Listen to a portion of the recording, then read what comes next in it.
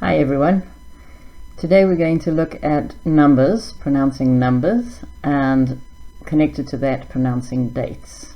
So let's have a look at our list of numbers here. Let's start with the beginning. Okay, first, second, third, fourth, fifth, sixth, seventh, eighth, ninth, 10th. So you'll notice with first, second and third, they are different. The structures are different and the pronunciation obviously is different. But once you get to fourth, all the rest up to 10th, you add th on the end of the word. So first, second and third are different, and then fourth to 10th all pronounced the same. So if you have a list in a meeting, you have an agenda with different points on it, say first point, second point, third point. Do not say number 1, number 2, number 3. It's much more professional if you say first, second, third. So if we move on in our numbers, once you get to 10th, next we have this list. Okay. So 11th, 12th, 13th, 14th, 15th, 16th, 17th, 18th, 19th, 20th. So with numbers, you're going to become very familiar with sound. Second now, if we have a look at this list again, our teenage years, when we become a teenager, adolescence, it starts at 13. So you'll see we have 11th, 12th, and then it changes to teen, 13, 14, 15, etc. Let's have a look now at how this connects with saying dates.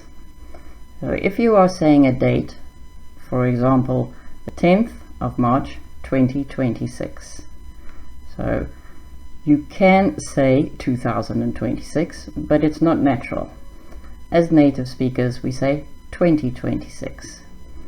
If the year of the Football World Cup in 2010, we don't say 2010, 2010, 2011, 2012. Remember with dates that we use the same structure as our numbers in the list when we say them. We don't say 4 March 2026 or 10 March 2026. It's 4th of March 2026, the 10th of March 2026. So let's just recap our numbers. So remember the first, second and third, they have a different structure, different pronunciation. And then after that, okay, 4th, 5th, 6th, 7th, etc. And when we get to saying a date, it's the 4th of March or the 16th of August. And when we say the year, 20, and then 26, 2025, 2029, if we look to the future. Good luck with numbers and dates. I'm sure you're going to do much better in the future. Subscribe so that you can get my next video as soon as it comes out, and please let me know in the comments how you're going. As I promised in a previous video, we're going to look at numbers. So let's start with the number here, 1358. So how do we say that? So the first thing we look at, if you look at my number here, we have got 1358. So if we start with the 1, there are 3 numbers after it. So we know the 1 is now 1000. 1, 2, 3 means 1000. So 1000.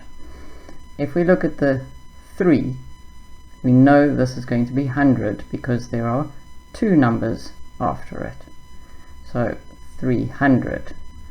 And then the last 2 numbers, 58, we just say as one unit, 58. So if we say it from the beginning again, 1358. 1358. Don't forget to say the and before the last two numbers when you're saying big numbers. So let's have a look at another example. This number now is 2,637. 2,637. So by the same principle again, 2, there are 3 numbers after it, so we know that one is 1,000, 2,000. The 6, there are 2 numbers after it, so we know the 6 is 100. So 2,637. So what if the amount is higher? So we work with the same principle as what we started with our first 2 examples. So let's take our next number here. So we have 25,911. So just the same, those last 3 numbers, they're the ones that dictate what we're saying. So 25, there are 3 numbers after it, 25,000.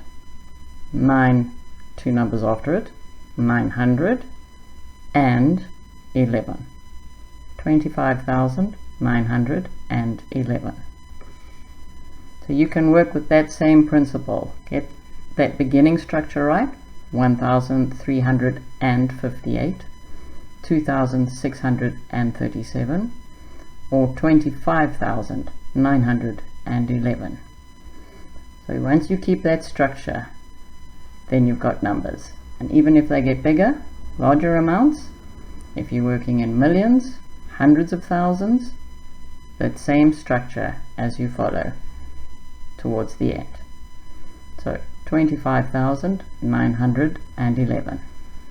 For example, we could have 325,911.